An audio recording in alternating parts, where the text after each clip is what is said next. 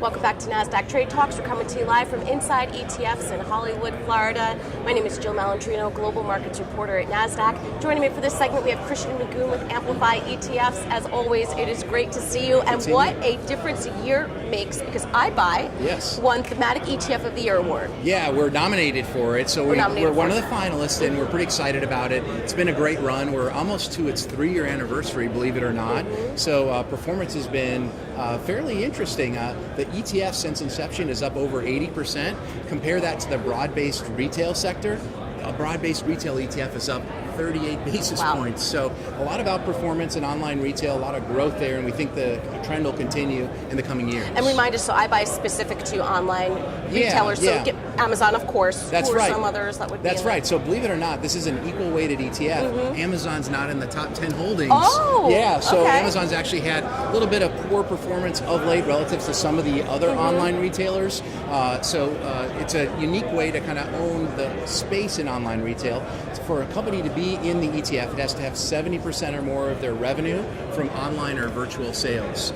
Some of the top performers this year include Stitch Fix, Ocado, a variety of kind of more niche-y online retailers. They've bounced back quite a bit. They had a really tough fourth quarter. All growth companies did, but now in the first quarter, we've seen kind of a risk-on environment so far. The ETF is up quite a bit, almost 18% year to date. So seeing a nice kind of return to some of its outperformance. Well, I mean, it also helps too that strong consumer spend has really been the economic story for the end of 2018 and the beginning of 2019.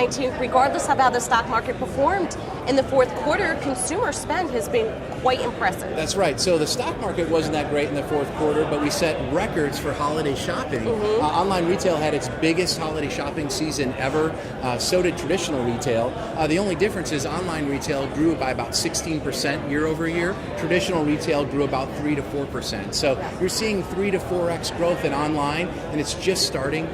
Only about 10% of all U.S. retail sales occur online. So there's a lot more to disrupt, not only in the U.S. but overseas. Are you also launching a new retail ETF as well? We just launched what we call a sister fund to iBuy, XBuy, X-US, so all international online retail companies.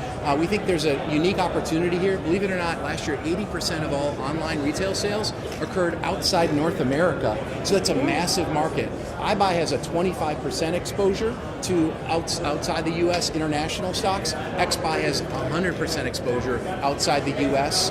There's only about a 20% portfolio overlap between the two, so we think it's very complementary. Right. What are some of the names that we don't see in iBuy that you'd see in XBuy? Yeah, well, a lot of interesting Chinese and Indian names that are, quite frankly, hard to pronounce that many people don't know. Some of the overlaps are, the Alibabas of the world, if you will, but this really digs deep. So we go into a lower market cap in XBuy, and then we actually buy local shares in many of these markets, 14 different countries, including hard-to-get Indian stocks. So we think this is very additive, and a lot of flows this year in the ETF space are going to international equities. Right. We don't have an international product. This will be our first one, so it'll be interesting to see how the performance of the U.S. compares to international. A lot of research firms, Morgan Stanley, et cetera, calling for international to outperform the U.S. this year. I mean, that's great because investors are always looking to get exposure to the growing Chinese and particularly the Indian market, and this is it in a nutshell to get that consumer exposure. Absolutely. So there's about 50% of the portfolio in emerging market online retailers, the China and the India,